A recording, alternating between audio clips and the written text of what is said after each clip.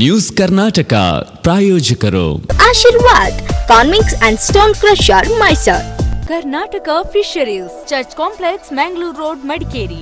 Coorg earth movers, industrial area opposite Shakti press, Madikeri. Bhagwan builders, proprietors Suresh Kumar. The World Class Wood Planet, Poonam Ply and Wood Planet, Hunsur Road, Henkel, Mysore. ಕೇರಳದಲ್ಲಿ ಜನಮನ ಗೆದ್ದ high tech ಫರ್ನಿಚರ್ನ 7ನೇ ಬೃಹತ್ ಮಳಿಗೆ ಮೂರ್ನಾಡಿನಲ್ಲಿ hi-tech furniture live complex, Virajpet road, Moornad. Prashanth wood and steel furniture, industrial area, Madikeri.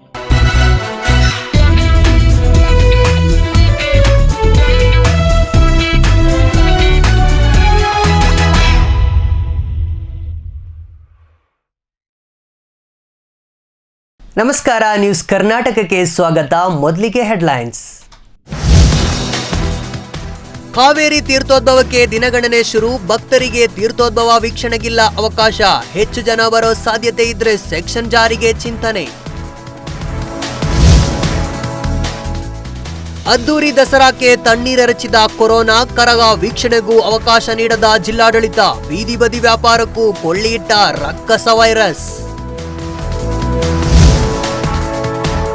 ರಸ್ತೆಯಲ್ಲಿ ಕುಡುಕನ ಗಮ್ಮತ್ತು. ಎಣ್ಣೆಯಲ್ಲೇ sanitising ಕಸರತ್ತು. Dose master ಹುದ್ದಾಡಿದ್ದವರ ಎದೆ ಝಲ್ಲಂತು.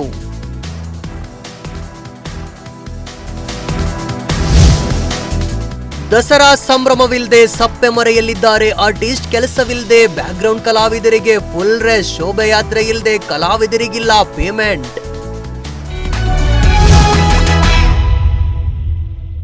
ಪವಿತ್ರ ಕಾವೇರಿ ತೀರ್ಥೋದ್ಭವಕ್ಕೆ ದಿನಗಣನೆ ಆರಂಭಗೊಂಡಿದ್ದು, ಪವಾಡ ಸಂಭವಿಸೋ ಸಮಯಕ್ಕಾಗಿ ಇಡೀ ಭಕ್ತ ಸಮೂಹ ಕಾತರದಿಂದ ಕಾಯ್ತಾ ಇದೆ. ಆದರೆ ಕೊರೋನಾ ಹಿನ್ನೆಲೆ ಭಕ್ತರಿಗೆ ತೀರ್ಥೋದ್ಭವ ವೀಕ್ಷಣೆಗೆ ಅವಕಾಶ ನಿರಾಕರಿಸಲಾಗಿದೆ. ವ್ಯವಸ್ಥಾಪನಾ ಸಮಿತಿ, ಅರ್ಚಕರು ಸೇರಿ ಪ್ರಮುಖರಿಗೆ ಮಾತ್ರ ಅವಕಾಶ ಇದ್ದು, ಕೋವಿಡ್ ಟೆಸ್ಟ್ ಕಡ್ಡಾಯವಾಗಿರುತ್ತೆ. ಕಾವೇರಿ ತೀರ್ಥೋದ್ಭವಕ್ಕೆ ದಿನಗಣನೆ. ಪವಿತ್ರ ಕ್ಷಣದ ನಿರೀಕ್ಷೆಯಲ್ಲಿ ಭಕ್ತಗಣ. ಜೀವನದಿ ಕಾವೇರಿ ಕರ್ನಾಟಕದ ವಿವಿಧ ಜಿಲ್ಲೆ ಸೇರಿದಂತೆ ನೆರೆ ರಾಜ್ಯ ತಮಿಳುನಾಡಿನ ಜೀವನಾಡಿಯಾಗಿದೆ. ಕೊಡಗು ಜನತೆಯ ಆರಾಧ್ಯ ದೈವ ಕಾವೇರಿ. 1 ತಿಂಗಳ ಕಾಲ ನಡೆಯುವ ಕಾವೇರಿ ಜಾತ್ರೆಗೆ ಭಕ್ತರ ದಂಡೆ ಹರಿದು ಬರುತ್ತೆ. ಕೊಡಗಿನಲ್ಲಿ ಅಕ್ಷರಶಃ ಜಾತ್ರೆಯ ವಾತಾವರಣ ನಿರ್ಮಾಣವಾಗಿರುತ್ತೆ. ದಕ್ಷಿಣ ಗಂಗೆ ನಾಡಿನ ಜೀವನದಿಯಾಗಿರೋ ಕಾವೇರಿಯ ಪವಿತ್ರ ತೀರ್ಥೋದ್ಭವಕ್ಕೆ ದಿನಗಣನೆ ಆರಂಭಗೊಂಡಿದೆ. ಇದೇ ತಾರೀಕು 17ರಂದು ಬೆಳಗ್ಗೆ 7:30 ಗಂಟೆಗೆ ಸಲ್ಲುವ ಕನ್ಯಾ ಲಗ್ನದಲ್ಲಿ ಶ್ರೀ ಮೂಲ ಕಾವೇರಿ ತೀರ್ಥೋದ್ಭವ ನಡೆಯಲಿದೆ. ಈಗಾಗಲೇ ಸಕಲ ಸಿದ್ಧತೆ ನಡೆದಿದ್ದು, ಭಕ್ತರು ಪವಿತ್ರ ಕ್ಷಣದ ನಿರೀಕ್ಷೆಯಲ್ಲಿದ್ದಾರೆ. ದಿನೇ ದಿನೇ ಕೊರೋನಾ ಬಾರಿಸುತ್ತಿದೆ ವಿಕ್ಟರಿ. ಪವಿತ್ರ ಕ್ಷೇತ್ರಕ್ಕಿಲ್ಲ ಪಬ್ಲಿಕ್ ಎಂಟ್ರಿ. ಕಿಲ್ಲರ್ ಕೊರೋನಾ ಇಲ್ಲೊಂದು ಟ್ವಿಸ್ಟ್ ಕೊಟ್ಟಿದೆ. ಪ್ರತಿ ವರ್ಷದಂತೆ ಸಾಗರೋಪಾದಿಯಲ್ಲಿ ಬರ್ತಿದ್ದ ಜನಸಾಗರಕ್ಕೆ ಬ್ರೇಕ್ ನೀಡಿದೆ. ಎಸ್, ವರ್ಷಕ್ಕೊಮ್ಮೆ ನಡೆಯುವ ಕಾವೇರಿಯ ಮಹಾಪವಾಡವನ್ನ ಈ ಬಾರಿ ಡೈರೆಕ್ಟ್ ಆಗಿ ನೋಡೋಕೆ ಸಾಧ್ಯವಿಲ್ಲ. ಯಾಕಂದ್ರೆ ಕೊರೋನಾ ಕಂಟ್ರೋಲ್ ಮಾಡೋಕೆ ಅಂತಾನೆ ಪಬ್ಲಿಕ್ ಪ್ರವೇಶಕ್ಕೆ ಜಿಲ್ಲಾಡಳಿತ ನಿರ್ಬಂಧ ಹೇರಿದೆ. ಹಾಗಾಗಿ ಈ ಬಾರಿ ತೀರ್ಥೋದ್ಭವ ಸಂದರ್ಭ ಭಕ್ತರಿಗೆ ವೀಕ್ಷಣೆಗೆ ಅವಕಾಶ ಇರೋದಿಲ್ಲ. ಪ್ರತ್ಯೇಕ ಬಸ್ ಫೆಸಿಲಿಟಿನೂ ಇರಲ್ಲ. ಅನ್ನದಾನ ನಡೆಯೋದಿಲ್ಲ. ಪೂಜಾ ಕಾರ್ಯದಲ್ಲಿ ಭಾಗಿಯಾಗುವವರು ನಾಳೆ ನಾಡಿದ್ದರಲ್ಲಿ ಕೋವಿಡ್ ಟೆಸ್ಟ್ ಮಾಡಿಸಿಕೊಳ್ಬೇಕು. ಮೆಡಿಕಲ್ ಸರ್ಟಿಫಿಕೇಟ್ ಇದ್ರೆ ಮಾತ್ರ ಪವಿತ್ರ ಕಾರ್ಯದಲ್ಲಿ ಭಾಗಿಯಾಗಬಹುದು. ದಿನೇ ದಿನೇ ಕೊರೋನಾ ಬಾರಿಸುತ್ತಿದೆ ವಿಕ್ಟರಿ. ಪವಿತ್ರ ಕ್ಷೇತ್ರಕ್ಕಿಲ್ಲ ಪಬ್ಲಿಕ್ ಎಂಟ್ರಿ. ಕೊರೋನಾ ಮಹಾಮಾರಿ ಜನಜೀವನಕ್ಕೆ ಕೊಟ್ಟ ಹೊಡೆತ ಅಷ್ಟಿಷ್ಟಲ್ಲ. ಇದರಿಂದ ಮನುಕುಲವೇ ಸಂಕಷ್ಟ ಎದುರಿಸುತ್ತಿದೆ. ಬಡ ಮಂದಿಯ ಯಾತನೆಯಂತೂ ಕಣ್ಣಲ್ಲಿ ನೀರು ತರಿಸುತ್ತೆ. ಕಾವೇರಿ ತೀರ್ಥೋದ್ಭವ ಸಂದರ್ಭ ಪ್ರತಿ ವರ್ಷ ರಸ್ತೆ ಬದಿ ಅಂಗಡಿ ಮುಂಗಟ್ಟು ಇಟ್ಟು ಕಾಸು ಮಾಡಿಕೊಳ್ತಿದ್ದ ವ್ಯಾಪಾರಿಗಳು ಈ ಬಾರಿ ತಲೆ ಮೇಲೆ ಕೈ ಹೊತ್ತು ಕುಳಿತಿದ್ದಾರೆ. ರಸ್ತೆ ಬದಿ ವ್ಯಾಪಾರಕ್ಕೆ ಅವಕಾಶವಿಲ್ಲದೆ ಕೊರೋನಾಗೆ ಹಿಡಿ ಶಾಪ ಹಾಕ್ತಿದ್ದಾರೆ. ಪಂಚಾಯಿತಿಯಿಂದ ಪರ್ಮಿಷನ್ ಇರೋರಿಗೆ ವ್ಯಾಪಾರ ನಡೆಸೋಕೆ ಅವಕಾಶ ಇದೆ. ಇನ್ನು ಭಕ್ತರ ಸಂಖ್ಯೆ ಹೆಚ್ಚಾಗೋ ಸಾಧ್ಯತೆ ಇದ್ರೆ ಸೆಕ್ಷನ್ 144 ಜಾರಿಗೊಳಿಸಲು ಜಿಲ್ಲಾಧಿಕಾರಿ ಚಿಂತನೆ ನಡೆಸಿದ್ದಾರೆ. ಒಂದು ಪೂಜೆ ಮಾಡುವವರು ಮತ್ತು ಅವರಿಗೆ ಹೆಲ್ಪ್ ಮಾಡೋರು ಮತ್ತು ಬೇರೆ ಯಾರು ಬರ್ತಾ ಇದ್ರೆ ಅವರಿಗೆ ಕಡ್ಡಾಯವಾಗಿ ನಾಳಿದ್ದು ಟೆಸ್ಟ್ ಮಾಡಿಸೋಕ್ಕೆ ಹೇಳಿ. ಅದು ಬಿಟ್ಟು ಮುಂದೆ ಅಂದರೆ ಸ್ವಲ್ಪ ಮುಹೂರ್ತ ಆದಮೇಲೆ ಮತ್ತು ಸಾರ್ವಜನಿಕರು ವಿಸಿಟ್ ಕೊಡಬಹುದು. ಅಲ್ಲಿ ಪೂಜೆ ಮಾಡೋಕ್ಕೆ ಯಾವುದೂ ಸಮಸ್ಯೆ ಇಲ್ಲ. ಯಾಕೆಂದರೆ ನಾವು ಕೂಡ ನೆನ್ನೆ ಚೆಕ್ ಮಾಡುವಾಗ ಈವನ್ ರ್ಯಾಟ್ ಟೆಸ್ಟ್ ಕೂಡ ಅಲ್ಲಿ ಮಾಡಿಸೋಕ್ಕೆ ಒಬ್ಬರಿಗೆ ಒಂದು 25 ನಿಮಿಷ ತಗೊಳ್ತಾರೆ. ಸೊ ಅದು ಪ್ರಾಕ್ಟಿಕಲಿ ಪಾಸಿಬಲ್. ಆ ಟೈಮಲ್ಲಿ ಯಾರು ಇರ್ತಾರೆ ಅವರಿಗೆ ಟೆಸ್ಟು, ಅದಾದಮೇಲೆ ಬಂದು ಹೋಗೋದ್ರಲ್ಲಿ ಜನರಲ್ ಆಗಿ ಮುಜರಾಯಿ ಇಲಾಖೆದು ಏನು ಗೈಡ್ಲೈನ್ಸ್ ಇದೆ ಅದೇ ಫಾಲೋ ಮಾಡಬೇಕು. ಥರ್ಮಲ್ ಸ್ಕ್ಯಾನರ್ಸ್ ಎಲ್ಲ ಇಟ್ಕೊಳ್ತೀವಿ. ಕೂಡ ಟೈಮಿಂಗ್ಸ್ ಫಿಕ್ಸ್ ಮಾಡಿ ಪೂರ್ತಿ ಅದೇ ನಾನು ಹೇಳಿದ್ದು, ನಾಳೆ ನಾವು ಇಬ್ಬರು ಹೋಗಿ ಸ್ವಲ್ಪ ಕ್ಯೂ ಹೇಗೆ ಮಾಡಿಸ್ಬೇಕಾಗಿರ್ತದೆ, ಸ್ವಲ್ಪ ಮಾರ್ಕಿಂಗ್ ಎಲ್ಲ ಮಾಡಿಸ್ಬಿಟ್ಟು ಅದು ಇವತ್ತೇ ರೆಡಿ ಮಾಡಿಸೋಕ್ಕೆ ಹೇಳಿದ್ದು, ಪರಿಶೀಲನೆ ಮಾಡಿ ಎಷ್ಟು ಜನರಿಗೆ ಒಂದೇ ಟೈಮಲ್ಲಿ ಕಳಿಸ್ಬೇಕು, ಅವ್ರು ಎಲ್ಲಿ ವೆಯ್ಟ್ ಮಾಡಬೇಕು ಅದಕ್ಕೆ ವ್ಯವಸ್ಥೆ ಮಾಡಿಸ್ಬೇಕು.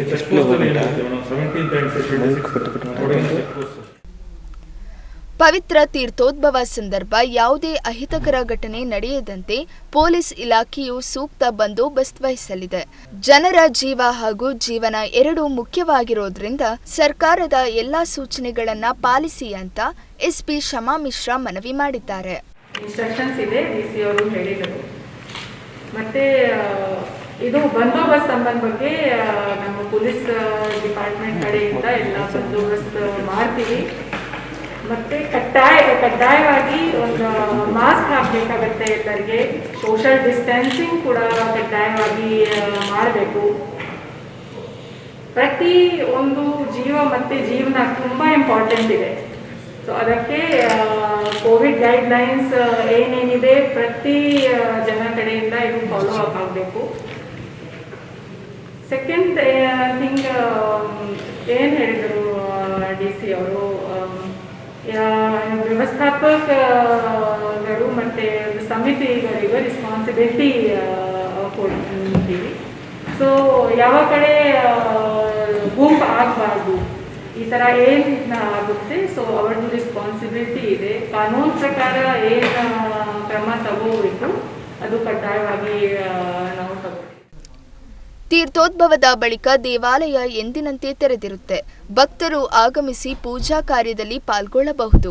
ಒಟ್ನಲ್ಲಿ ಕಾವೇರಿ ಜಾತ್ರೆಗೆ ಯಾವುದೇ ವಿಘ್ನ ಬಾರದಂತೆ ದೇವಾಲಯ ವ್ಯವಸ್ಥಾಪನಾ ಸಮಿತಿ, ಜಿಲ್ಲಾಡಳಿತ, ಪೊಲೀಸ್ ಇಲಾಖೆ ಸಕಲ ರೀತಿಯಲ್ಲೂ ಸಜ್ಜಾಗಿದೆ. Bureau report, channel 24 Karnataka. ಕೊಡಗಿನಲ್ಲಿ ರಕ್ಕಸ ಕೊರೋನಾ ರಣಕೇಕೆ ಹಾಕ್ತಿದ್ದು ಪಾಸಿಟಿವ್ ಕೇಸಸ್ ಜೊತೆಗೆ ಡೆತ್ ರೇಟ್ ಕೂಡ ಹೆಚ್ಚಾಗ್ತಲೇ ಇದೆ. ಇದೇ ಕಾರಣಕ್ಕೆ ಸಂಭ್ರಮದ ದಸರಾ ಆಚರಣೆಗೆ ಈ ಬಾರಿ ಬ್ರೇಕ್ ಬಿದ್ದಿದ್ದು, ಸಿಂಪಲ್ ದಸರಾ ಆಚರಿಸೋಕೆ ಜಿಲ್ಲಾಡಳಿತ ಸಕಲ ತಯಾರಿಯಲ್ಲಿ ತೊಡಗಿದೆ. ಹಾಗಾದ್ರೆ ಈ ಬಾರಿಯ ಚೇಂಜಸ್ ಹೇಗಿರುತ್ತೆ ಅಂತೀರಾ? ಈ ರಿಪೋರ್ಟ್ ನೋಡಿ. ದಸರಾ ಸಂಭ್ರಮಕ್ಕೆ ತಣ್ಣೀರೆರಚಿದ ಕೊರೋನಾ, ತಪ್ಪದೆ ಪಾಲಿಸಬೇಕು ಸರ್ಕಾರದ ಮಾರ್ಗಸೂಚಿಯನ್ನ. ದೇಶಾದ್ಯಂತ ರಣಕೇಕೆ ಹಾಕ್ತಿರೋ ಕೊರೋನಾ ವೈರಸ್ ಮನುಕುಲವೇ ನಡುಗುವಂತೆ ಮಾಡಿದೆ. ಕಡು ಬಡವನಿಂದ ಹಿಡಿದು ಶ್ರೀಮಂತ ವ್ಯಕ್ತಿಯವರೆಗೂ ತನ್ನ ಇರುವಿಕೆಯನ್ನು ತೋರಿಸಿ ಒಂದಲ್ಲ ಒಂದು ರೀತಿ ನರಳುವಂತೆ ಮಾಡ್ತಾ ಇದೆ. ದೈವತಾ ಕಾರ್ಯಗಳಿಗೂ ವೈರಸ್ ಅಟ್ಯಾಕ್ ಮಾಡಿದ್ದು ಎಲ್ಲ ಸ್ತಬ್ಧಗೊಳ್ಳುವಂತೆ ಮಾಡಿ ಕೇಕೆ ಹಾಕ್ತಾ ಇದೆ. ವರ್ಷದ ಬಹುದೊಡ್ಡ ಸಂಭ್ರಮ ಅಂದ್ರೆ ಅದು ದಸರಾ ಉತ್ಸವ. ಅಂದಿನ ಸೆಲೆಬ್ರೇಷನ್ ವರ್ಷ ಪೂರ್ತಿ ನೆನಪಿಡುವಂತೆ ಮಾಡುತ್ತೆ. ಮರೆಯಲಾಗದ ಹಲವು ಘಟನೆಗಳಿಗೆ ಸಾಕ್ಷಿಯಾಗುತ್ತೆ. ಆದರೆ ಕೊರೋನಾ ಹೆಮ್ಮಾರಿ ಆ ಎಲ್ಲ ಸಂಭ್ರಮಕ್ಕೂ ತಣ್ಣೀರೆರಚಿದೆ. ಅದರ ಎಫೆಕ್ಟೇ ಈ ಬಾರಿ ಸರಳ ದಸರಾ ಆಚರಣೆಗೆ ಸರ್ಕಾರ ಪ್ಲಾನ್ ಮಾಡಿರೋದು. ಹೌದು, ಕೊಡಗಿನಲ್ಲಿ ಕಳೆದ 2 ವಾರಗಳಿಂದ ಪಾಸಿಟಿವ್ ಕೇಸಸ್ ಜಾಸ್ತಿಯಾಗ್ತಿದ್ದು, ಪ್ರತಿದಿನ ಸೆಂಚುರಿ ಹೊಡೆಯುತ್ತಿರೋ ಕೊರೋನಾ ಹವಾ ನೋಡಿದ್ರೆ ನಿಜಕ್ಕೂ ಭಯವಾಗುತ್ತೆ. ಪರೀಕ್ಷೆಗೆ ಒಳಪಟ್ಟ 100 ಜನರಲ್ಲಿ 18 ಮಂದಿಗೆ ಪಾಸಿಟಿವ್ ಬರ್ತಾ ಇದೆ. ಡೆತ್ ರೇಟ್ ಕೂಡ 1.4ರಷ್ಟಿದ್ದು, ಅದನ್ನ 1ಕ್ಕಿಂತ ಕಡಿಮೆ ಮಾಡೋಕೆ ಜಿಲ್ಲಾಡಳಿತ ಹರಸಾಹಸ ಪಡ್ತಾ ಇದೆ. ಅದರಿಂದ ಸಿಂಪಲ್ ದಸರಾ ಆಚರಣೆಗೆ ಮುಂದಾಗಿದ್ದು ಸರ್ಕಾರದ ಮಾರ್ಗಸೂಚಿಯನ್ನ ತಪ್ಪದೇ ಪಾಲಿಸಬೇಕು ಅಂತ ಜಿಲ್ಲಾಡಳಿತ ಮನವಿ ಮಾಡಿದೆ. ರಾತ್ರಿ 10ರೊಳಗೆ ಮೆರವಣಿಗೆ ಮುಗಿಸಲು ಆದೇಶ. ಕೊಡಗಿನ ಪ್ರವಾಸಿ ತಾಣಗಳಿಗಿಲ್ಲ ಪ್ರವೇಶ. ಮಡಿಕೇರಿಯಲ್ಲಿ ದಸರಾ ಕರಗ ವೀಕ್ಷಣೆಗೂ ಸಾರ್ವಜನಿಕರಿಗೆ ಅವಕಾಶ ಇರೋದಿಲ್ಲ. ಮೆರವಣಿಗೆ ವೇಳೆ ರಸ್ತೆಯಲ್ಲಿ ನಿಂತು ನೋಡುವಂತಿಲ್ಲ. ಇದೇ ತಾರೀಕು 17 ಮತ್ತು 26ರಂದು ರಾತ್ರಿ 10 ಗಂಟೆಯೊಳಗೆ ಮೆರವಣಿಗೆ ಮುಗಿದಿರಬೇಕು. ಆ 2 ದಿನಗಳು ಕೂಡ ರಾಜಾ ಸೀಟ್, ಅಬ್ಬಿ ಫಾಲ್ಸ್ ಸೇರಿ ಜಿಲ್ಲೆಯ ಪ್ರವಾಸಿ ತಾಣಗಳು ಬಂದ್ ಆಗಿರುತ್ತೆ. ಬೀದಿ ಬದಿ ತೆರೆಯುವಂತಿಲ್ಲ ತಾತ್ಕಾಲಿಕ ಶೆಡ್. ಹೋಮ್ ಸ್ಟೇ ರೆಸಾರ್ಟ್ಗಳ ಮೇಲೆ ದಿಢೀರ್ ರೇಡ್. ದಸರಾ ಸಂದರ್ಭದಲ್ಲಿ ಬೀದಿ ಬದಿ ತಾತ್ಕಾಲಿಕ ಶೆಡ್ ನಿರ್ಮಿಸಿ ಅಂಗಡಿಗಳನ್ನ ತೆರೆಯೋದಕ್ಕೆ ಅವಕಾಶವಿಲ್ಲ. ಸಾಂಸ್ಕೃತಿಕ ಕಾರ್ಯಕ್ರಮಗಳು ಇರೋದಿಲ್ಲ. ಮಡಿಕೇರಿ ಭಾಗಮಂಡಲ ಮತ್ತು ತಲಕಾವೇರಿ ಮಾರ್ಗದಲ್ಲಿ ಪ್ರತಿನಿತ್ಯ ಓಡಾಡೋ ಬಸ್ಗಳಿರುತ್ತೆ. ಆದರೆ ವಿಶೇಷ ಬಸ್ಗಳು ಈ ಬಾರಿ ಇರೋದಿಲ್ಲ. ಹೋಮ್ ಸ್ಟೇ ರೆಸಾರ್ಟ್ಗಳು, ಲಾಡ್ಜ್ಗಳು ಸರ್ಕಾರದ ನಿಯಮವನ್ನು ಕಟ್ಟುನಿಟ್ಟಾಗಿ ಪಾಲಿಸಬೇಕು. ಈ ಸಂಬಂಧ ಅಧಿಕಾರಿಗಳ ಒಂದು ತಂಡ ರಚಿಸಲಾಗಿದ್ದು ಅವರ ಸರ್ಪ್ರೈಸ್ ವಿಸಿಟ್ ಕೊಟ್ಟು ಪರಿಶೀಲನೆ ನಡೆಸ್ತಾರೆ. ತಗ್ಲಾಕೊಂಡ್ರೆ ಕಠಿಣ ಕ್ರಮ ವಹಿಸೋದಂತೂ ಗ್ಯಾರಂಟಿ ಅಂತಾರೆ ಜಿಲ್ಲಾಧಿಕಾರಿ ಅನೀಸ್ ಕಣ್ಮಣಿ ಜಾಯ್. ದೊಡ್ಡ ಕಾರ್ಯಕ್ರಮಗಳು ಈ ತಿಂಗಳಲ್ಲಿ ನಮ್ಮ ಜಿಲ್ಲೆಯಲ್ಲಿ ಹಮ್ಮಿಕೊಳ್ತಾ ಇದೆ. ಮಡಿಕೇರಿ ಮತ್ತು ಗೋಣಿಕೊಪ್ಪ ದಸರಾ ಮತ್ತು ತಲಕಾವೇರಿಯ ತೀರ್ಥೋತ್ಸವ ಕಾರ್ಯಕ್ರಮ. ಸೊ ಇದರಲ್ಲಿ ಸುಮಾರು ಮೀಟಿಂಗ್ಗಳಾಗಿದ್ದು ಜಿಲ್ಲಾ ಉಸ್ತುವಾರಿ ಸಚಿವರ ಅಧ್ಯಕ್ಷತೆಯಲ್ಲಿ. ಮತ್ತೆ ಏನಿದೆ ಡಿಸಿಷನ್ ತಗೊಂಡಿದ್ದು ರಿಲಿಜಿಯಸ್ ರಿಚುವಲ್ಸ್ ಏನಿದೆ, ಸಾಂಪ್ರದಾಯಿಕ ಟ್ರೆಡಿಷನಲ್ ವೇಯಲ್ಲಿ ಪೂಜಾ ಏನೇನು ಮಾಡ್ತಾ ಇದ್ದಾರೆ ಅದಕ್ಕೆ ಯಾವುದು ಅಡೆತಡೆ ಇಲ್ಲ. ಅದು ಕನ್ಸರ್ನ್ ಸಮಿತಿ ಅವರಿಗೆ ಹೇಳಿದ್ದು, ಅವರು ಕೂಡ ಒಪ್ಕೊಂಡಿದ್ದು, ಅದು ಪ್ರಕಾರ ಮಾಡ್ತೀವಿ. ಮತ್ತೆ ಪ್ರೊಸೆಷನ್ಗೆ ಯಾವುದು ಅವಕಾಶ ಇಲ್ಲ. ಗಣೇಶೋತ್ಸವದಲ್ಲಿ ಹೇಗೆ ಮಾಡಿದ್ದು ಅದೇ ಪ್ರಕಾರ ಬಹಳ ಲೋ ಕೀ ಹಾಕೊಂಡು ಲೋ ಕೀ ಅಫೇರ್ ಆಗಿ ಅದಕ್ಕೆ ಒಂದು ಇದು ಕೊಟ್ಟಿದ್ದು. ಮತ್ತೆ ಯಾವುದು ಲೈಟು ಮತ್ತು ಸೌಂಡ್ ಆ್ಯಂಡ್ ಶೋ ಆ ಥರ ಅದಕ್ಕೆಲ್ಲ ಪರ್ಮಿಷನ್ ಕೊಟ್ಟಿಲ್ಲ. ಬಹಳ ಸಾಂಕೇತಿಕವಾಗಿ ಸಾಂಪ್ರದಾಯಿಕವಾಗಿ ಏನು ಪೂಜಾ ಕಾಮಗಾರಿಗಳಿದೆ ಅದಕ್ಕೆ ಇದು ಕೊಟ್ಟಿದ್ದು. ಅದಕ್ಕೆ ಒಂದು 5 ಲಕ್ಷ ಅಮೌಂಟು ಗೋಣಿಕೊಪ್ಪ ಸನ್ಮಾನ್ಯ ಉಸ್ತುವಾರಿ ಸಚಿವರ ಅಧ್ಯಕ್ಷತೆಯಲ್ಲಿ ಮೀಟಿಂಗಲ್ಲಿ ಡಿಸಿಷನ್ ಆಗಿದ್ದು. ಮೀಟಿಂಗ್ ಮಾಡುವಾಗ 14 ಲಕ್ಷ ಅಮೌಂಟಿಗೆ ಪ್ರಪೋಸಲ್ ಕಳಿಸಿದ್ದು. ಅದೇ ಥರ ಒಂದೇ ಪ್ರಪೋಸಲ್ ಕಳಿಸಿದ್ದು ಗೋಣಿಕೊಪ್ಪ ಮತ್ತು ಮಡಿಕೇರಿ ದಸರಾಗೆ. ಅದು ಕೂಡ ಮುಂದಿನ ದಿನದಲ್ಲಿ ಬೇಗ ರಿಲೀಸ್ ಮಾಡ್ತಾರೆ ಅಂತ ಕೂಡ ನಮಗೆ ಮಾಹಿತಿ ಬಂದಿದ್ದು. ಈ ಮಡಿಕೇರಿ ದಸರಾ ಇರಬಹುದು, ಗೋಣಿಕೊಪ್ಪ ದಸರಾಯಲ್ಲಿ ಇರಬಹುದು, ಮೇನ್ ಆಗಿ ಯಾರು ಭಾಗವಹಿಸ್ತಾರೆ. ಈಗ ಮಡಿಕೇರಿ ದಸರೆಯಲ್ಲಿ ಕರಗ ಜೊತೆಗೆ ಅಕ್ಕಬಿರಿ ಮಾಡೋಕ್ಕೆ ನಾವು ಇಷ್ಟು ಜನರು ಅಂತ ಫಿಕ್ಸ್ ಮಾಡಿದ್ದು, ಮತ್ತು ದಶಮಂಟಪ ಸಮಿತಿಯಲ್ಲಿ ಇಷ್ಟು ಜನರು, ಮತ್ತು ದೇವಸ್ಥಾನಗಳಲ್ಲಿ ಇಷ್ಟು ಜನರು, ಮತ್ತು ಕರಗ ಎತ್ಕೊಳ್ಳೋರು, ಪೂಜಾರಿಗಳು ಮತ್ತು ಬೇರೆ ಏನು ಸಾಂಪ್ರದಾಯಿಕವಾಗಿ ಅದಕ್ಕೆ ಇದು ಮಾಡ್ತಾ ಇದ್ದಾರೆ ಎಲ್ಲರಿಗೂ ಫಸ್ಟ್ ಮೊದಲನೇದಾಗಿ ಕೋವಿಡ್ ಟೆಸ್ಟ್ ಮಾಡೋ ಗೋಣಿಕೊಪ್ಪ ಮತ್ತು ಮಡಿಕೇರಿ ದಸರಾದಲ್ಲಿ ಯಾರು ಫುಲ್ ಟೈಮ್ ಪಾರ್ಟಿಸಿಪೇಟ್ ಮಾಡ್ತಾರೆ ಸಮಿತಿಯಿಂದ ಮತ್ತೆ ಅವರು ಪ್ರಪೋಸ್ ಮಾಡ್ತಾ ಇದ್ದಾರೆ ಅವರಿಗೆ ಎಲ್ಲ ಎಷ್ಟು ಜನರಿಗೆ ನಾವು ರೆಸ್ಟ್ರಿಕ್ಟ್ ಮಾಡಿದ್ದು.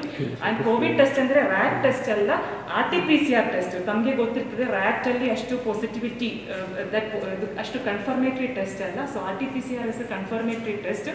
ಅದಕ್ಕೋಸ್ಕರ ಈಗಾಗಲೇ DHOಗೆ ಡೈರೆಕ್ಷನ್ಸ್ ಕೊಟ್ಟಿದ್ದು. ಸಮಿತಿಯವರು ಲಿಸ್ಟ್ ಪಟ್ಟಿ ರೆಡಿ ಮಾಡಿಕೊಂಡು ವೆನ್ಯೂ ಮತ್ತು ಫಿಕ್ಸ್ ಮಾಡಿಕೊಂಡು DHO ಅವರಿಗೆ ಮಾಹಿತಿ ಕೊಟ್ಟಿದೆ ಅಂದರೆ ಅಲ್ಲಿ ಅವರದು ಮೊಬೈಲ್ ಟೀಮ್ಸಿಗೆ ಮೊಬಿಲೈಸ್ ಮಾಡಿಕೊಂಡು RT-PCR ಟೆಸ್ಟ್ ಕಡ್ಡಾಯವಾಗಿ ಮಾಡ್ತಾರೆ. ಇದು ಬುಧವಾರ ಮತ್ತು ಗುರುವಾರ ಮಾಡ್ತಾರೆ. ಮಡಿಕೇರಿ ಮತ್ತು ಗೋಣಿಕೊಪ್ಪ ದಸರಾಗೆ ಈಗಾಗಲೇ ಜಿಲ್ಲಾ ಉಸ್ತುವಾರಿ ಸಚಿವರು ಘೋಷಿಸಿದಂತೆ ಹಣ ಬಿಡುಗಡೆಯಾಗಲಿದೆ. ಕರಗ ಉತ್ಸವದಲ್ಲಿ ಪಾಲ್ಗೊಳ್ಳುವವರು ಕಡ್ಡಾಯವಾಗಿ RT-PCR ಪರೀಕ್ಷೆ ಮಾಡಿಸಿಕೊಳ್ಳಬೇಕು. ಈ ಹಿನ್ನೆಲೆ ಅಕ್ಟೋಬರ್ 14 ಮತ್ತು 15ರಂದು ಕೋವಿಡ್ ಪರೀಕ್ಷೆ ಮಾಡಲು DHOಗೆ ಜಿಲ್ಲಾಧಿಕಾರಿ ನಿರ್ದೇಶನ ಕೊಟ್ಟಿದ್ದಾರೆ. ಕರಗ ಉತ್ಸವದಲ್ಲಿ ಪಾಲ್ಗೊಳ್ಳುವವರನ್ನು 2 ಬಾರಿ ಕೋವಿಡ್ ಪರೀಕ್ಷೆ ಮಾಡಲಾಗುತ್ತೆ. ಅವರಿಗೆ ವೈದ್ಯಕೀಯ ಪ್ರಮಾಣ ಪತ್ರ ನೀಡಲಾಗುತ್ತೆ. ಒಟ್ನಲ್ಲಿ ಜಿಲ್ಲೆಯ ಜನತೆಯ ಆರೋಗ್ಯದ ಹಿತದೃಷ್ಟಿಯಿಂದ ಸರಳ ದಸರಾ ನಡೆಯುತ್ತೆ. Bureau report, channel 24 Karnataka. ವಿರಾಜಪೇಟೆಯಲ್ಲಿ ನಿರ್ಮಾಣವಾಗಲಿರುವ VIP ಅತಿಥಿ ಗೃಹ ಕಾಮಗಾರಿಗೆ ಶಾಸಕ KG ಬೋಪಯ್ಯ ಚಾಲನೆ ನೀಡಿದ್ರು. ಪಟ್ಟಣದಲ್ಲಿ ಸರಿಸುಮಾರು 1 ಕೋಟಿ ವೆಚ್ಚದಲ್ಲಿ ಅತಿಥಿ ಗೃಹದ ಕಾಮಗಾರಿ ನಡೆಯಲಿದೆ.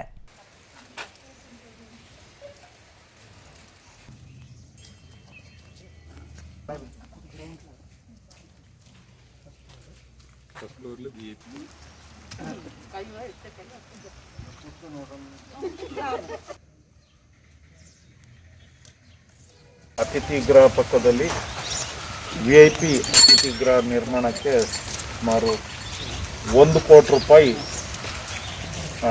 ಮಂಜೂರಾತಿಯಾಗಿದೆ. ಈ ಒಂದು ಕಟ್ಟಡದಲ್ಲಿ ನೆಲ ಮಾಡಿ 2015 ಚದರ ಕಿಲೋಮೀಟರ್ ಇರ್ತದೆ.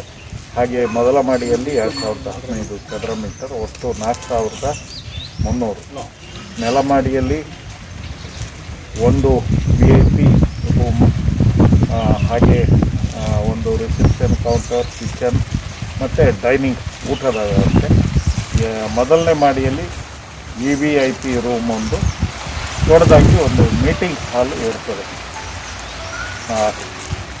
ಇದನ್ನು ಆದಷ್ಟು ಬೇಗ ಮುಗಿಸಿ ಇದರ ಉಪಯೋಗ ಬರುವಂತೆ ಮಾಡಬೇಕು ಕೂಡ ಹೇಳ್ತೀನಿ. ಕೆಲಸ ಆದಷ್ಟು ಬೇಗ ಆಗಿ ನ್ಯೂಸ್ ಕರ್ನಾಟಕ ಮುಂದುವರಿಯುತ್ತೆ ಒಂದು ಸಣ್ಣ ಬ್ರೇಕ್ನ ನಂತರ.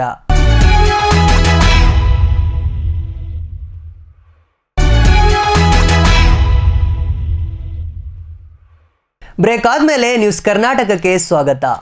ಇಡೀ ಜಗತ್ತೇ ಕೊರೋನಾದಿಂದ ಸಂಕಷ್ಟಕ್ಕೆ ಸಿಲುಕಿದೆ. ವೈದ್ಯ ಲೋಕವೇ ಸಣ್ಣ ವೈರಸ್ಗೆ ಲಸಿಕೆ ಕಂಡುಹಿಡಿಯೋಕ್ಕಾಗದೆ ಹೆಣಗಾಡ್ತಿದೆ.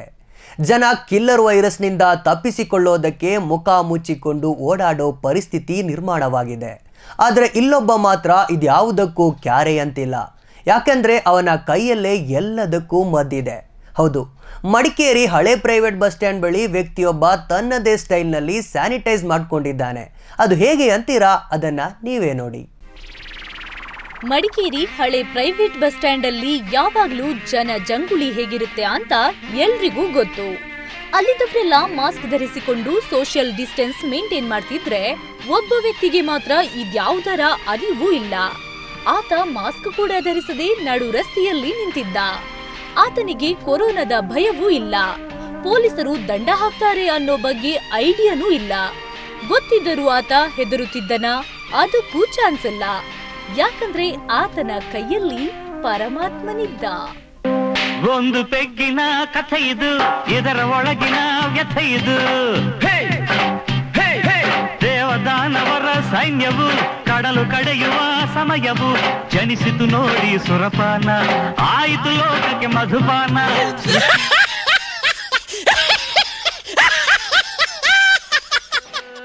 ನಾವು ಹೇಳಿದ ಪರಮಾತ್ಮ ಯಾರು ಅಂತ ಗೊತ್ತಾಯ್ತಾ? ಎಣ್ಣೆಯ ಮತ್ತೆ ಗಮ್ಮತ್ತು ಅಂತ ಸುಮ್ಮನೆ ಹೇಳಲ್ಲ. ಈತ ಎಣ್ಣೆ ಹೊಡೆದು ಅದೆಷ್ಟು ಗಮ್ಮತ್ತಲ್ಲಿದ್ದಾನೆ ನೋಡಿ. ಎಣ್ಣೆ ಹೊಡೆದಿರೋದು ಸಾಲದೆ ಅದ್ರಿಂದಲೇ ಮೈಯೆಲ್ಲ ಸ್ಯಾನಿಟೈಸ್ ಮಾಡ್ಕೋತಿದ್ದಾನೆ. ಸೊ ಈತನಿಗೆ ಕೊರೋನಾ ಇನ್ಫೆಕ್ಷನ್ ಬಗ್ಗೆ ನೋ ವರಿ. ಇನ್ನು ಗಂಟಲಿಗೂ ಅದನ್ನೇ ಇಳಿಸಿಕೊಳ್ತಿರೋದ್ರಿಂದ ಮಾಸ್ಕ್ ಹಾಕಿಲ್ಲ ಅನ್ಸುತ್ತೆ. ಇನ್ನು ಕೊರೋನಾನೇ ಇವನನ್ನ ನೋಡಿದ್ರೆ ಒಂದು ಕ್ಷಣ ಗಾಬರಿ ಬೀಳೋದಂತೂ ಗ್ಯಾರಂಟಿ. ಒಂದು ಪೆಗ್ಗಿನ ಕಥೆ ಇದು, ಇದರ ಒಳಗಿನ ವ್ಯಥೆ ಇದು.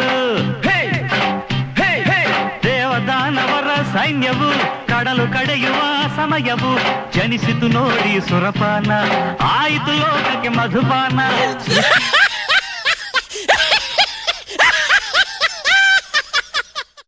ಕುಡುಕನ ಈ ಹುಚ್ಚಾಟವನ್ನ ತಮ್ಮ ಮೊಬೈಲ್ನಲ್ಲಿ ಸೆರೆ ಹಿಡಿದ ಸಾರ್ವಜನಿಕರು ಅದನ್ನ ಚಾನೆಲ್ 24 ಕರ್ನಾಟಕಕ್ಕೆ ಕಳುಹಿಸಿದ್ದಾರೆ. ನೋಡಿ ಎಂಜಾಯ್ ಮಾಡಿದ್ರಾ? So dear viewers, don't try this at anywhere. ಕುಶಾಲನಗರದ ಪಟ್ಟಣ ಪಂಚಾಯತ್ ವ್ಯಾಪ್ತಿಯಲ್ಲಿ ಅಕ್ರಮ ಕಟ್ಟಡ ನಿರ್ಮಾಣವಾಗುತ್ತಿದ್ದರೂ ಸಂಬಂಧಪಟ್ಟ ಅಧಿಕಾರಿಗಳು ಕ್ರಮ ಕೈಗೊಳ್ಳದೇ ಇರುವುದು ಖಂಡನೀಯವೆಂದು ಡಾಕ್ಟರ್ ಬಿಆರ್ ಅಂಬೇಡ್ಕರ್ ಜನಪರ ವೇದಿಕೆ ಜಿಲ್ಲಾಧ್ಯಕ್ಷ ಜಯಪ್ರಕಾಶ್ ಆರೋಪಿಸಿದ್ದಾರೆ. ಈ ಬಗ್ಗೆ ಮುಖ್ಯಾಧಿಕಾರಿಗಳು ಕ್ರಮ ಕೈಗೊಳ್ಳದೇ ಇದ್ದಲ್ಲಿ ಪಟ್ಟಣ ಪಂಚಾಯತ್ ಮುಂಭಾಗ ಪ್ರತಿಭಟನೆ ನಡೆಸಲಾಗುವುದು ಎಂದು ಎಚ್ಚರಿಸಿದರು. ಅಹವಾಲು ಆಲಿಸಿದ ಮುಖ್ಯಾಧಿಕಾರಿ ಕ್ರಮ ಕೈಗೊಳ್ಳುವ ಭರವಸೆ ನೀಡಿದರು. ಕುಶಾಲನಗರ ಪಟ್ಟಣ ಪಂಚಾಯತ್ ವ್ಯಾಪ್ತಿಯ ಮಹಾರಾಜ ಹೋಟೆಲ್ ಪಕ್ಕದಲ್ಲಿ ಒಂದು ಕಟ್ಟಡ ಅಂದರೆ ಇನ್ನೂ ಜಸ್ಟ್ ಪಿಲ್ಲರ್ಗಳು ನಿರ್ಮಾಣ ಆಗ್ತಿತ್ತು. ಅದನ್ನು ಸಾರ್ವಜನಿಕರದ್ದು ಆಕ್ಷೇಪಣೆ ಬಂದಂಥ ಸಂದರ್ಭದಲ್ಲಿ ನಿನ್ನೆ ಭಾನುವಾರ ಕಟ್ಟಡ ಕಟ್ಟಕ್ಕೆ ಅಂತ ಉದ್ದೇಶನ ಮಾಡ್ತಿದ್ರು. ಅದನ್ನು ಸ್ಟಾಪ್ ಮಾಡಿಸಿದ್ದೀವಿ. ಜೊತೆಗೆ ಅವ್ರ ಎಲ್ಲನೂ ಕೂಡ ರೆಕಾರ್ಡ್ಸ್ನ ಚೆಕ್ ಮಾಡಿದಾಗ ಅವರು ಈ ಹಿಂದೆ ಕಟ್ಟಡ ಪರವಾನಗಿ ತೊಗೊಂಡಿದ್ರು, ಬಟ್ ಲೈಸೆನ್ಸ್ ರಿನ್ಯೂವಲ್ ಆಗಿರಲಿಲ್ಲ, ಲೈಸೆನ್ಸ್ ಲ್ಯಾಪ್ಸ್ ಆಗಿದೆ. ಸೊ ಹಂಗಾಗಿ ಅವ್ರಿಗೆ ಈಗ ಹೇಳಿದ್ವಿ ಆ್ಯಸ್ ಪರ್ ರೂಲ್ ಕಟ್ಟಡ ಪರವಾನಗಿ ತೊಗೊಂಡು ನೆಕ್ಸ್ಟು ಕಟ್ಟಡ ಇದು ಮಾಡೋಕ್ಕೆ ಅಂತ ಹೇಳ್ಬಿಟ್ಟು ಅದೇ ಪ್ರಕಾರವಾಗಿ ಇವತ್ತು ಕೂಡ ಒಂದು ADLR ಅವ್ರಿಗೆ ಒಂದು ಸರ್ವೆಗೆ ಅಂತ ಹೇಳ್ಬಿಟ್ಟು ಲೆಟರ್ ಹಾಕಿದ್ವಿ. ADLR ಸರ್ವೆ ಆದ ನಂತರ ಕಟ್ಟಡ ಪರವಾನಗಿ ತೊಗೊಂಡು ನಂತರ ಅವ್ರಿಗೆ ಕಟ್ಟಡ ಮಾಡ್ಕೊಡೋಕ್ಕೆ ಅವಕಾಶ ಮಾಡಿಕೊಡ್ತೀವಿ. ಅದೇ ತನಕ ಕಟ್ಟಡನ ಸ್ಟಾಪ್ ಮಾಡ್ತಿದ್ವಿ. ಈಗಾಗಲೇ ಅವ್ರಿಗೆ ಒಂದು ನೋಟಿಸು ಕೂಡ ಇಶ್ಯೂ ಮಾಡಿದ್ವಿ. ಅಕಸ್ಮಾತ್ ಏನಾದರೂ ಅವ್ರ ಕಟ್ಟಡ ಕಾಮಗಾರಿನ ಶುರು ಮಾಡಿದ ಸಂದರ್ಭದಲ್ಲಿ ಅವ್ರೇನು ಕಟ್ಟಡ ಮೆಟೀರಿಯಲ್ಸ್ ಇರುತ್ತೆ ಅದನ್ನು ಸೀಲ್ ಡೌನ್ ಮಾಡಿಕೊಂಡು ಸೀಸ್ ಮಾಡಿಕೊಂಡು ಬಂದು ನಮ್ಮ ಪಟ್ಟಣ ಪಂಚಾಯತ್ಗೆ ಹಾಕ್ತೀವಿ. ಆಮೇಲೆ ಅವ್ರ ವಿರುದ್ಧ ಕಾನೂನು ಕ್ರಮ ಕೈಗೊಳ್ತೀವಿ. ಕುಶಾಲನಗರದ BM ರಸ್ತೆ ಬಳಿ ಏನು ಒಂದು ಕಟ್ಟಡ ನಿರ್ಮಾಣ ಆಗ್ತಿದೆ, ಅದು ಯಾವುದೇ ಪರವಾನಗಿ ತಗೊಳ್ಳದೆ, ಪಂಚಾಯತಿಯಿಂದ ಯಾವುದೇ ಪರವಾನಗಿ ತಗೊಳ್ಳದೆ ಅಲ್ಲಿ ಕಟ್ಟಡ ನಿರ್ಮಾಣ ಆಗ್ತಿದೆ. ಆ ಕಟ್ಟಡ ನಿರ್ಮಾಣವಾಗುವ ಜಾಗದಲ್ಲಿ ಮೊದಲು ಚಿರಂಡಿ ರಾಜಕಾಲುವೆ ಅನ್ನೋ ಒಂದು ಕಾಲುವೆ ಇತ್ತು, ಚಿರಂಡಿ ಇತ್ತು. ಆ ಚಿರಂಡಿ ಮೇಲೆ ಇವತ್ತು ಕಟ್ಟಡ ನಿರ್ಮಾಣ ಮಾಡ್ತಿರುವುದು ನಾವು ಅಂಬೇಡ್ಕರ್ ಜನಪರ ವೇದಿಕೆ ಅದನ್ನ ಖಂಡಿಸ್ತಾ ಇದೆ. ಅದು ಕೂಡಲೇ ಅಧಿಕಾರಿಗಳು ಎಚ್ಚೆತ್ತುಕೊಂಡು ಕೆಲಸ ಏನು ಪದೇ ಪದೇ ನಾವು ಒಂದು 2-3 ತಿಂಗಳಿಂದ ಇದನ್ನು ಹೇಳ್ತಾನೇ ಇದ್ದೀವಿ, ಆದರೂ ಅಧಿಕಾರಿಗಳು ಇದರ ಬಗ್ಗೆ ಕ್ರಮ ಕೈಗೊಳ್ತಿಲ್ಲ. ಭಾನುವಾರದಂದು ಅವರು ಯಾವ ಅಧಿಕಾರಿಗಳು ರಜೆ ಸಂದರ್ಭದಲ್ಲಿ ಮಾತ್ರ ಕೆಲಸ ಮಾಡ್ತಾರೆ, ಬಾಕಿ ದಿನ ಅವರು ಸ್ಥಗಿತ ಮಾಡ್ತಾರೆ. ಇದು ಕೂಡ ಎಲ್ಲೋ ಒಂದು ಕಡೆ ಅಧಿಕಾರಿಗಳು ಇವರ ಕೈಗೊಂಬೆಯಾಗಿ ಕೆಲಸ ಮಾಡ್ತಿದ್ದಾರೆ ಅನ್ನೋದು ಒಂದು ಆರೋಪನ ಕೂಡ ನಾನು ಈಗ ಈ ಮೂಲಕ ಮಾಡ್ತಾಯಿದ್ದೀನಿ.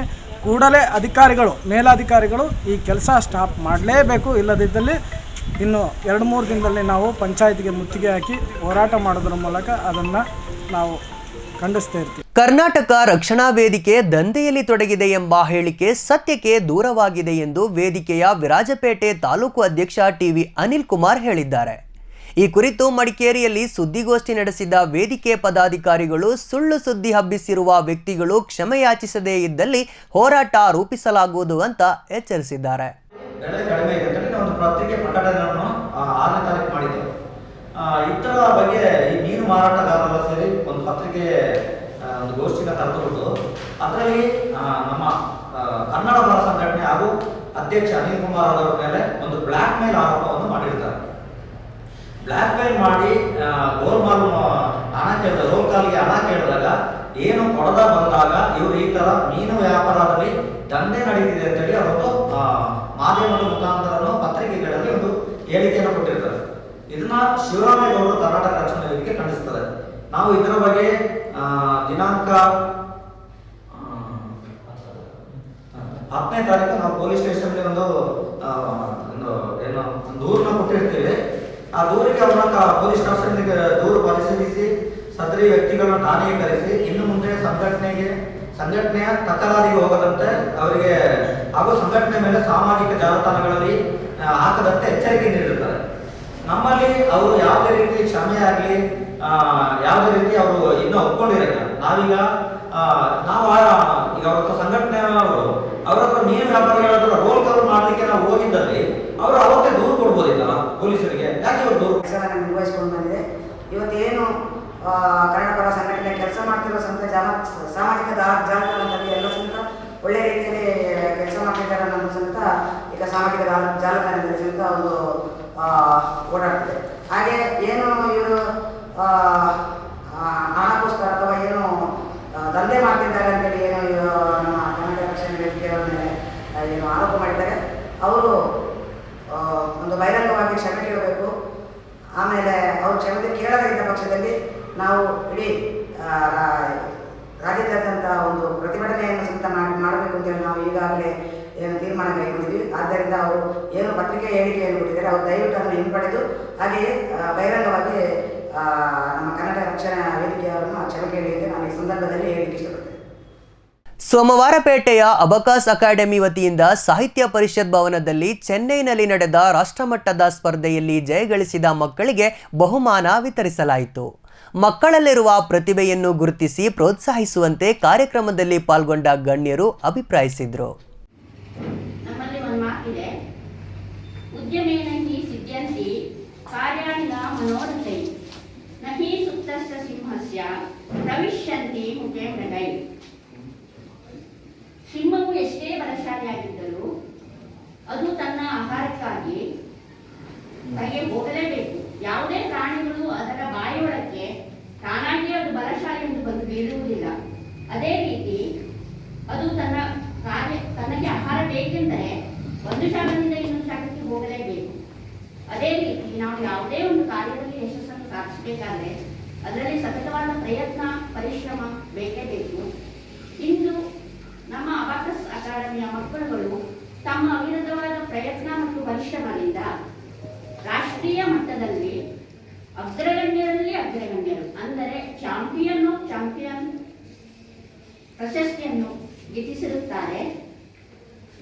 ಅದಕ್ಕಾಗಿ ಅವರಿಗೆ ನಾನು ಈ ಬಹುಮಾನ ಪುರಸ್ಕಾರ ಸಮಾರಂಭವನ್ನು ಹಮ್ಮಿಕೊಳ್ಳಬೇಕೆಂದು ಮಾನ್ಯ ಶಿಕ್ಷಣಾಧಿಕಾರಿಗಳಲ್ಲಿ ಬರಬೇಕೆಂದು ಕೇಳಿಕೊಂಡೆ. ಅನಿವಾರ್ಯ ಕಾರಣದಿಂದ ಅವರಿಗೆ ಈ ಒಂದು ಕಾರ್ಯಕ್ರಮಕ್ಕೆ ಆಗಮಿಸಲಿಕ್ಕೆ ಆಗಲಿಲ್ಲ. ಅವರು ತಮ್ಮ ಶುಭಾಶಯಗಳನ್ನು ಮಕ್ಕಳಿಗೆ ತಿಳಿಸಲು ಹೇಳಿದ್ದಾರೆ. ಈಗ ಈ ಕಾರ್ಯಕ್ರಮಕ್ಕೆ MB ಅಭಿಮನ್ಯು ಕುಮಾರ್ ತಾಲೂಕಾ ಪಂಚಾಯತಿ ಉಪಾಧ್ಯಕ್ಷರು ಅವರನ್ನು ನಾನು ಅಧ್ಯಕ್ಷ ಸ್ಥಾನ ಸ್ವೀಕರಿಸಬೇಕು ಅಂತ ಕೇಳ್ಕೊಳ್ತಾ ಮತ್ತೆ ಬಹುಮಾನಿತರಾಗಿ ವಿತರಣೆ ಮಾಡಬೇಕು ಅಂತ ಕೇಳ್ಕೊಳ್ತಾ ನನ್ನ ಅಬಾಕಸ್ ಅಕಾಡೆಮಿಯ ಪರವಾಗಿ ತುಂಬ ಹೃದಯದ ಸ್ವಾಗತವನ್ನು ಮಾಡಿಕೊಡ್ತೀನಿ. ನ್ಯೂಸ್ ಕರ್ನಾಟಕದಲ್ಲಿ ಇನ್ನಷ್ಟು ಸುದ್ದಿಗಳಿವೆ. ಅದಕ್ಕೂ ಮೊದಲು ಒಂದು ಸಣ್ಣ ವಿರಾಮ.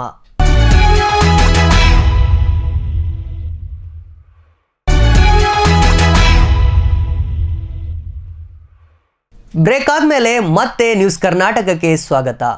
ಶಾಸಕ ಎಂಪಿ ಅಪ್ಪಚ್ಚು ರಂಜನ್ ಸೋಮವಾರಪೇಟೆ ಪಟ್ಟಣದಲ್ಲಿ ಸಾರ್ವಜನಿಕರಿಗೆ ಉಚಿತವಾಗಿ ಮಾಸ್ಕ್ಗಳನ್ನು ವಿತರಿಸಿದರು.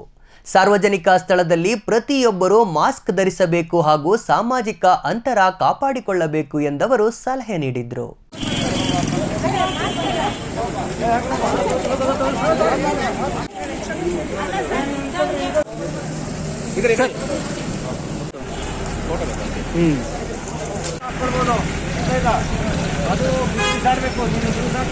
ಸೋಮವಾರಪೇಟೆ ಪ್ರಾಥಮಿಕ ಕೃಷಿ ಪತ್ತಿನ ಸಹಕಾರ ಸಂಘದ ವತಿಯಿಂದ ಜಂಟಿ ಬಾಧ್ಯತಾ ಗುಂಪು ಸಾಲ ಸೌಲಭ್ಯ ಯೋಜನೆಯ ಉದ್ಘಾಟನಾ ಸಮಾರಂಭ ಕೊಡವ ಸಮಾಜದಲ್ಲಿ ನಡೆಯಿತು. ಯೋಜನೆಯ ಉದ್ದೇಶವನ್ನು ಸಾಲಗಾರರು ಅರ್ಥ ಮಾಡಿಕೊಳ್ಳಬೇಕು, ನಿಗದಿತ ಸಮಯದಲ್ಲಿ ಸಾಲ ಮರುಪಾವತಿ ಮಾಡಬೇಕೆಂದು ಜಿಲ್ಲಾ ಕೇಂದ್ರ ಸಹಕಾರ ಬ್ಯಾಂಕ್ನ ಅಧ್ಯಕ್ಷ ಬಾಂಡ್ ಗಣಪತಿ ಹೇಳಿದರು. ಕಾರ್ಯಕ್ರಮದಲ್ಲಿ ಪಾಲ್ಗೊಂಡ ಪ್ರಮುಖರು ಯೋಜನೆಯ ಸದುಪಯೋಗ ಪಡೆದುಕೊಳ್ಳುವಂತೆ ಸೂಚಿಸಿದರು.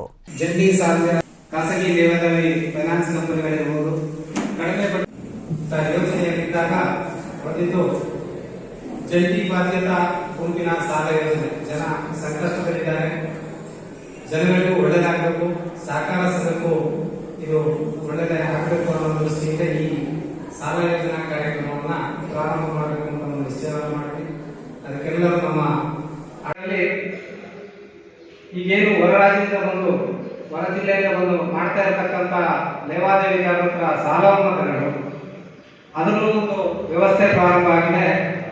ತಿಂಗಳ ಬಡ್ಡಿ, ದಿನದ ಬಡ್ಡಿ ಕೊಡ್ತಕ್ಕಂಥ ವ್ಯವಸ್ಥೆಗಳು ಇದೆ. ಹಾಗೆ ನನಗೆ ತಿಳಿದ ಮಟ್ಟಿಗೆ ಕುಶಾಲನಗರ ಇರಬಹುದು, ಹಾಗೆ ಸೋಮವಾರಪೇಟೆ ಇನ್ನೂ ಒಂದು 2-3 ಸಹಕಾರ ಸಂಘಗಳು 100 ವರ್ಷದ ಇತಿಹಾಸವನ್ನು ನಿರ್ಮಿಸಿ ಕೊಡಗು ಜಿಲ್ಲೆಯಲ್ಲಿ ಇರುವಂಥ ಎಲ್ಲ ರೈತ ಸದಸ್ಯರಿಗೆ, ಬಡವರಿಗೆ, ದೊಡ್ಡವರಿಗೂ, ಸಣ್ಣ ರೈತ ದೊಡ್ಡ ರೈತ ಎಂಬ ಭೇದ ಭಾವ ಮಾಡದೆ ಸುಮಾರು 100 ವರ್ಷಗಳಿಂದ ಕೊಡಗಿನ ಹೊರ ರಾಜ್ಯದಿಂದ ಬಂದು ಮಾಡಬೇಕಾದ್ರೆ ನಾವು ಯಾಕೆ ಇದನ್ನ ಮಾಡಬಾರ್ದು, ಸಾಮಾನ್ಯ ಜನಗಳನ್ನ ನಾವು ಯಾಕೆ ತಲುಪಬಾರ್ದು ಅಂತಕ್ಕಂಥ ಒಂದು ಯೋಚನೆಯಲ್ಲಿ ಜಂಟಿ ಬಾಧ್ಯತಾ ಗುಂಪಿನ ಸಾಲ ಯೋಜನೆಯನ್ನು ಮಾಡಿದ್ವಿ. ನಮ್ಮದು ಇಳಿಕೆ ಬಡ್ಡಿ ದರದಲ್ಲಿ 14% ಇರುತ್ತೆ, ಫ್ಲಾಟ್ ಇಂಟ್ರೆಸ್ಟ್ ಇರೋದಿಲ್ಲ. ಇದನ್ನ ಈ ಸಾಲ ಯೋಜನೆಯನ್ನು ಮತ್ತೆ ಈ ಯೋಜನೆಗೆ ಯಾವುದೇ ಮಧ್ಯವರ್ತಿಗಳು, ಏಜೆಂಟ್ಗಳ ವ್ಯವಸ್ಥೆ ಇರುವುದಿಲ್ಲ. ನಮ್ಮ ಸಹಕಾರ ಸಂಘದ ನೌಕರರೇ ಈ ಎಲ್ಲ ಸಂಘಗಳ ಉಸ್ತುವಾರಿ ಮತ್ತು ಜವಾಬ್ದಾರಿಯನ್ನು ನೋಡ್ಕೊಳ್ತಾರೆ. ಯಾರೇ ಈ ಸಾಲ ಸೌಲಭ್ಯವನ್ನು ಹೊಂದಿಕೊಳ್ತಕ್ಕಂಥವರು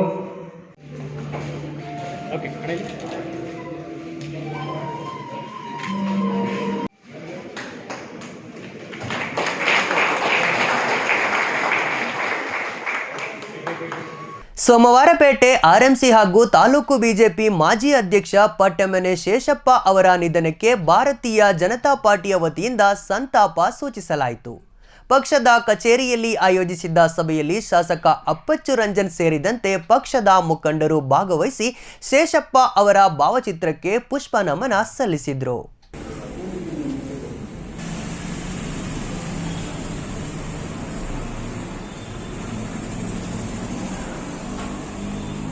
ತಾಲೂಕು ಮಾಜಿ ಅಧ್ಯಕ್ಷರು, ಆರ್ಎಂಸಿ ಅಧ್ಯಕ್ಷರು, ಪಕ್ಷದ ಕಟ್ಟಾಳು ಪಟ್ಟಮನೆ ಶೇಷಪ್ಪಣ್ಣನವರು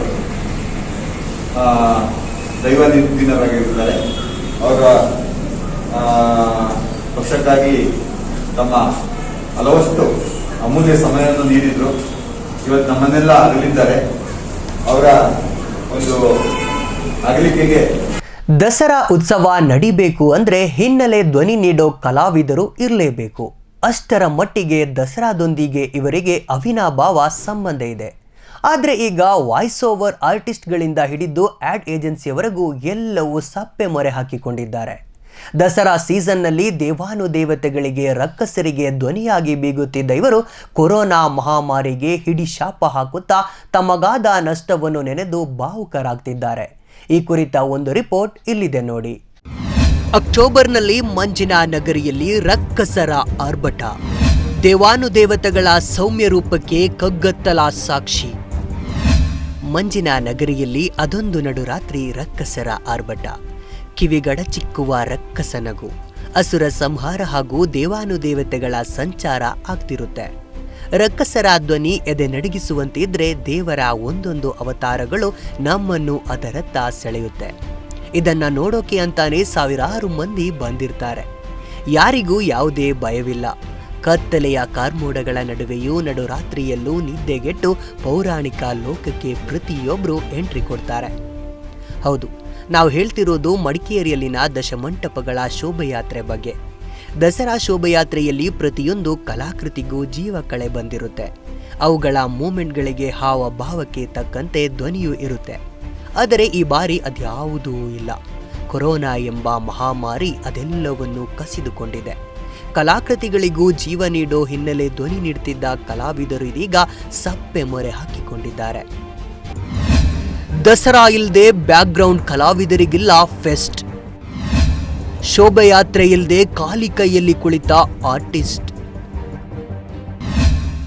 ಎಸ್, ದಸರಾ ಬಂತು ಅಂದರೆ ರೆಕಾರ್ಡಿಂಗ್ ಸ್ಟುಡಿಯೋ, ಬ್ಯಾಕ್ಗ್ರೌಂಡ್ ವಾಯ್ಸ್ ಆರ್ಟಿಸ್ಟ್ಗಳಿಗೆ ಸಂಭ್ರಮ. ದಶಮಂಟಪಗಳಿಗೆ ವಾಯ್ಸ್ ರೆಕಾರ್ಡ್ ಮಾಡಿ ಅದಕ್ಕೆ ಮ್ಯೂಸಿಕ್ ಹಾಕಿ ಎಡಿಟ್ ಮಾಡೋ ಪ್ರೊಡಕ್ಷನ್ ಸ್ಟುಡಿಯೋಗಳು ಈ ಟೈಮಲ್ಲಿ ಫುಲ್ ಬ್ಯುಸಿ ಇರ್ತಿದ್ರು. ಸ್ಟುಡಿಯೋ ಮಾಲೀಕರು ಹಿನ್ನೆಲೆ ಧ್ವನಿ ನೀಡ್ತಾ ಇದ್ದ ಆರ್ಟಿಸ್ಟ್ಗಳು ಒಂದಷ್ಟು ಇನ್ಕಮ್ ಪಡೆದುಕೊಳ್ತಿದ್ರು. ಆದರೆ ಈ ಬಾರಿ ಎಲ್ಲವೂ ಖಾಲಿ ಖಾಲಿ.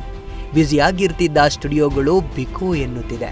ಇನ್ನು ಈ ಬಗ್ಗೆ ಕೊಡಗು ಜಿಲ್ಲೆಯ ಪ್ರಖ್ಯಾತ ಆಡ್ ಏಜೆನ್ಸಿ ಹಾಗೂ ಸ್ಟುಡಿಯೋ ಆಗಿರುವ ಫ್ಲೈಯಿಂಗ್ ವರ್ಡ್ಸ್ನ ಮಾಲೀಕರಾದ ಶೌಕತ್ ಅಲಿ ಹಾಗೂ ಮಾದೇಟಿರ ಬೆಳ್ಳಿಯಪ್ಪ ಅವರು ಬೇಸರ ವ್ಯಕ್ತಪಡಿಸಿದ್ದಾರೆ. ಕೊಡಗು ಜಿಲ್ಲೆಗೆ ಸಂಬಂಧಪಟ್ಟಾಗಿ ಹೇಳೋದಾದರೆ ಮಡಿಕೇರಿ ಜಿಲ್ಲಾ ಕೇಂದ್ರ ಮಡಿಕೇರಿನಲ್ಲಿ ನಾವೊಂದು ಚಿಕ್ಕ ರೆಕಾರ್ಡಿಂಗ್ ಸ್ಟುಡಿಯೋವನ್ನು ಹೊಂದಿದ್ದೀವಿ. ನಾನು ಮತ್ತು ಶೌಕತ್ ಅಲಿ ಅಂತಕ್ಕಂಥವ್ರು ಸೇರಿ ಮಾಡ್ತಾ ಇರ್ತಕ್ಕಂಥದ್ದು. ಕೆಲವಾರು ವರ್ಷಗಳಿಂದ, ಅಂದರೆ ಸುಮಾರು 10-15 ವರ್ಷಗಳಿಂದ ನಾವು ಈ ದಸರಾಗೆ ಸಂಬಂಧಪಟ್ಟಾಗೆ ಏನು ದಶ ಮಂಟಪಗಳು ಹೊರಡ್ತಾ ಇದೆ, ಹಲವಷ್ಟು ಮಂಟಪಗಳಿಗೆ ಏನು ತೇರನ್ನು ಹೊರಡಿಸ್ತಾರೆ, ಆಕೃತಿಗಳನ್ನು ಮಾಡ್ತಾರೆ, ಆ ಚಲನವಲನಗಳಿಗೆ ಸಂಬಂಧಪಟ್ಟಂತೆ ವಾಯ್ಸ್ ರೆಕಾರ್ಡಿಂಗನ್ನು ನಾವು ಇಲ್ಲಿ ಮಾಡಿಕೊಡ್ತಾ ಇದ್ವಿ. ಕಳೆದ 3 ವರ್ಷಗಳಿಂದ ಕೊಡಗು ಜಿಲ್ಲೆಗೆ ಒಂದು ರೀತಿಯಲ್ಲಿ ಸಂಕಷ್ಟ ಅಂತಲೇ ಹೇಳ್ಬೋದು. ಒಂದು 2018ರಲ್ಲಿ ಸಂಭವಿಸಿದ ಪ್ರಕೃತಿ ವಿಕೋಪ, ಅದಾದ ನಂತರ 2019ರಲ್ಲಿ ಆದಂತಹ ಪ್ರಕೃತಿ ವಿಕೋಪ, ಅದು ಈ ವರ್ಷ ಮತ್ತೊಂದು ಸಂಕಟ ಏನಂದರೆ ಕೊರೋನಾ, ಕೋವಿಡ್-19.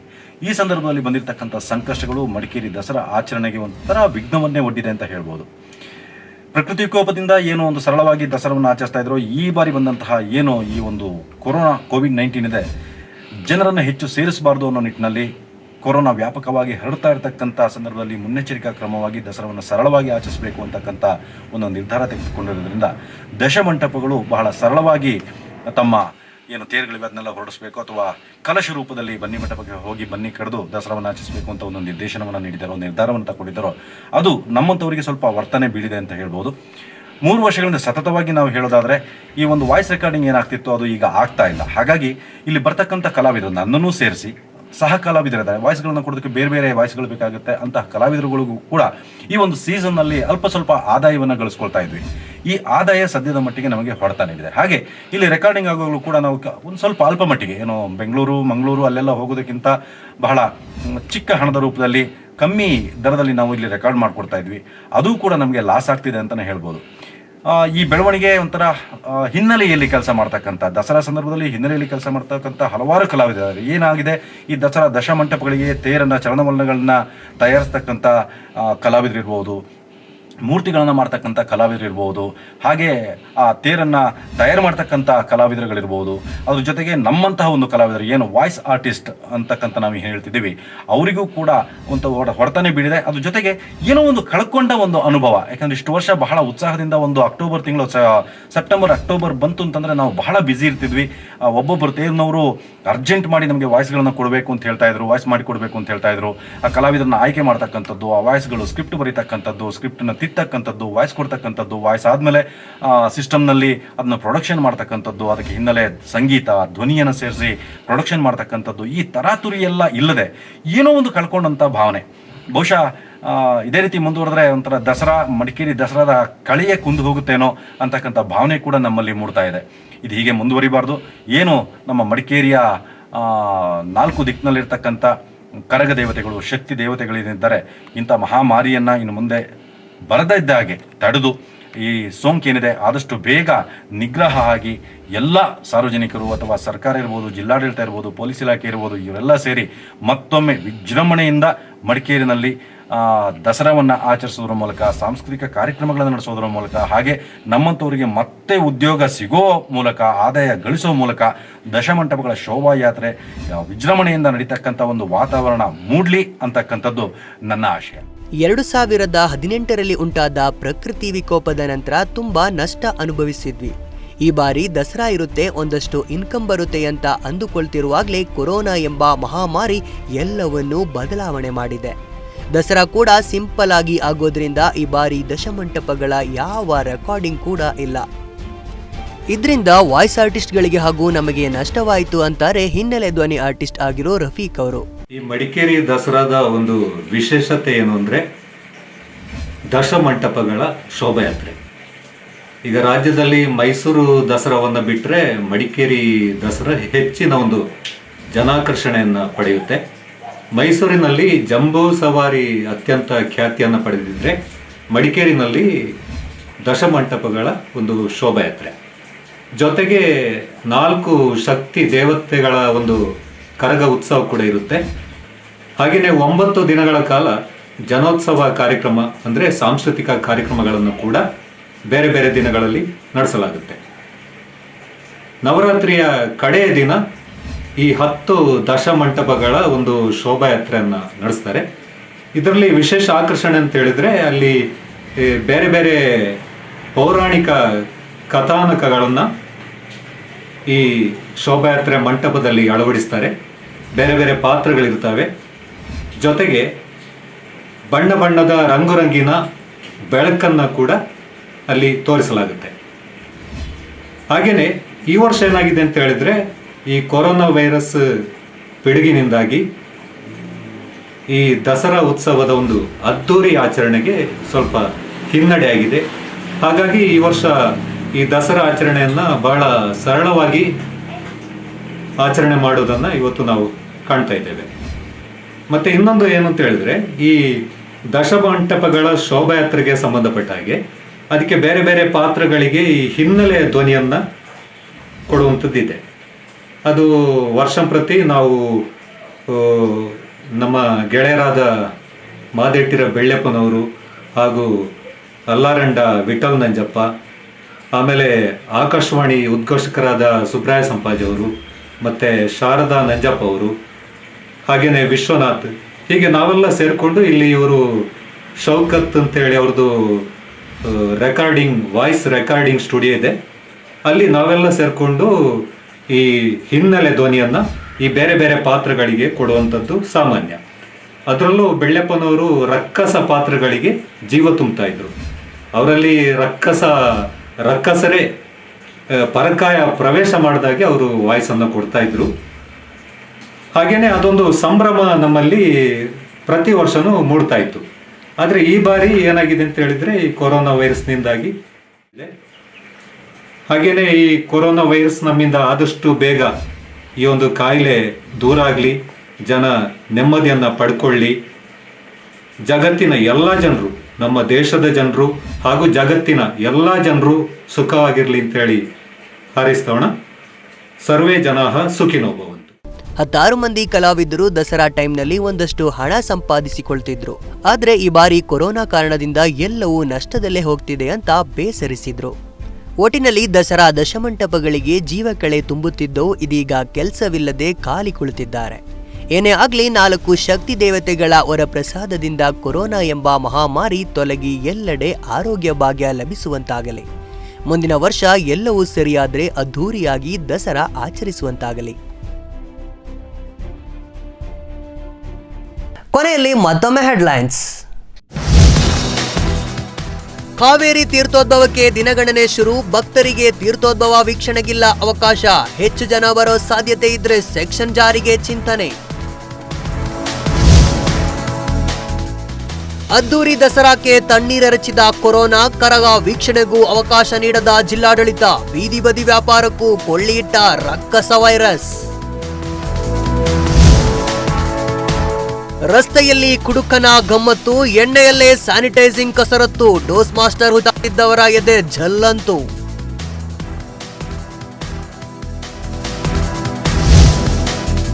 ದಸರಾ ಸಂಭ್ರಮವಿಲ್ಲದೆ ಸಪ್ಪೆ ಮರೆಯಲ್ಲಿದ್ದಾರೆ ಆರ್ಟಿಸ್ಟ್, ಕೆಲಸವಿಲ್ಲದೆ ಬ್ಯಾಕ್ಗ್ರೌಂಡ್ ಕಲಾವಿದರಿಗೆ ಫುಲ್ ರೆಸ್ಟ್, ಶೋಭಾಯಾತ್ರೆ ಇಲ್ಲದೆ ಕಲಾವಿದರಿಗಿಲ್ಲ ಪೇಮೆಂಟ್.